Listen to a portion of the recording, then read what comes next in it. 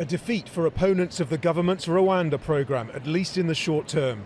The UK High Court says next Tuesday's flight deporting the first group of asylum seekers to Kigali can go ahead.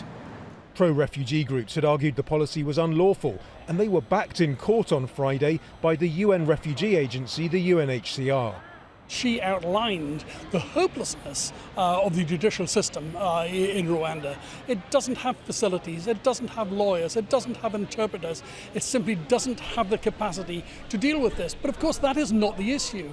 The fact is that Rwanda is unsafe. It's a place where any opposition to the current government is often locked up. We don't want to see refugees locked up, we want to see refugees looked after safely. But the judge here said it was important the Home Office be able to implement immigration control decisions. He's allowed the groups to appeal, though. That's going to happen on Monday. All along, the government's accepted that there would be legal challenges to its plan, while insisting it would soon be sending people to Rwanda. But it's still possible it could face a wider judicial review, including into whether Rwanda, in fact, is a safe country to send vulnerable people. The UK and Rwanda announced the agreement back in April. The first stage has involved a payment of more than $150 million to the Rwandan government.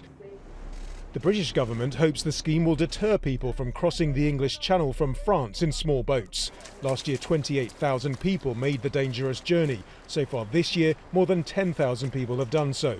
But experts doubt that the Rwanda scheme will change much. The UK government has already implemented a range of what are being described as hostile environment policies towards migrants and asylum seekers. And these have not deterred people from crossing borders.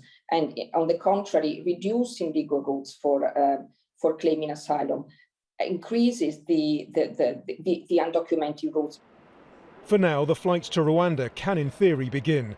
In the next few weeks, opponents of the Rwanda scheme will try to convince the courts that the entire policy is unlawful. Nadeem Barber, Al Jazeera, London.